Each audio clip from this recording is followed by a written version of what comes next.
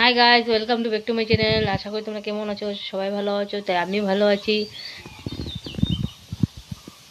আজকে একটা অন্য ধরনের রেসিপি বানাবো, জানি না তোমরা খেয়েছো কি না।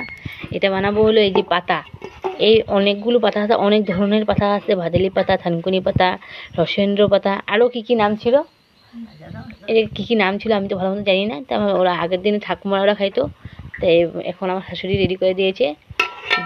এই দেখো, এগুলো সব বাটা করবো এখানে পাটাতে, বাটা করে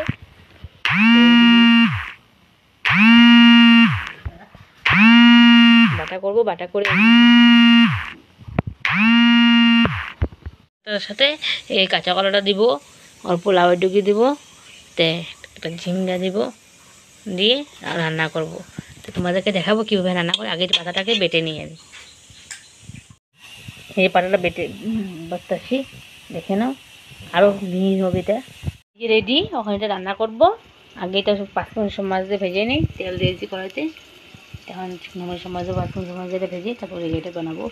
দেখবে পিঠাকলা ভাজি আজকে রেসিপি, মাছের মাথা দিয়ে রান্না করবি। গন্ধ ডাল রান্না করেছি, তাহলে তোমাদেরকে এটা রেসিপি দেখাবো তোমাদেরকে। সবজিটাকে হয়ে নাও, ভাজা ভাজা ভাজা ভাজা, তারপরে এই যে পরে দেবো ঝোলটা, পাতাটা পরে দেবো। ভেজে দিলাম, এখন পাতাটা দিয়ে দেবো। অল্প হয়ে গেছে তেলটা,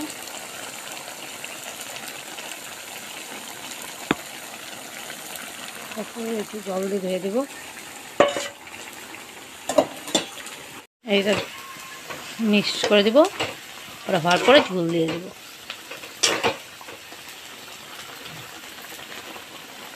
তরকারিটা কমপ্লিট আমার হয়ে গেছে, খাওয়াও আদা হয়ে গেছে। সময় পাইনি করার জন্য, তো তোমাদেরকে দেখালাম। সেই টেস্টি এটা খেয়ে আমার অনেক কিছু বেমার কমে এটা খেয়ে। কালকে একদম সময় পাইছি না আজকে রেডি করার জন্য। তো যাই দেখো, ব্লাউজ সিলাবো, শাড়ি ব্যবস্থা করলাম, শাড়ি আঁচল মারলাম। তো জানোই আমি কাপড় সেলাই আজকে একটু সময় মিলে রান্না বাড়া কমপ্লিট করে বসে অল্প সময় মধ্যে ব্লাউজ কমপ্লিট করলাম। দেখো ব্লাউজ তোমাদের কেমন হয়েছে। অল্প সময়ের মধ্যে ব্লাউজ করেছি, তো অর্ডারি ব্লাউজ, তো ইমার্জেন্সি লাগেই ওদের জন্য। তো আমি ব্লাউজ করা কমপ্লিট হয়ে গেছে। দেখো এত কষ্ট লেগেছে আজকে, একটু রেস্ট পাইনি আমি একটু কাজ করার জন্য। ছেলেকে আমি খাওয়ারই সময় পাইনি এখনও। অলরেডি আমার ব্লাউজ বানানো হয়ে গেছে, তো এখন ডেলিভারি দিব। আজকে মধ্যে অল্প সময়ের মধ্যে 3 ঘন্টার মধ্যেই আমি ব্লাউজ বানিয়ে কমপ্লিট করে ফেলেছি।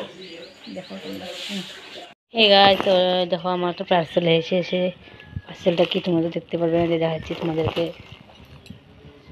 পার্সেলটা আমার ছেলের জন্য অর্ডার দিয়েছিলাম, তোমাদেরকে দেখাচ্ছি। মতো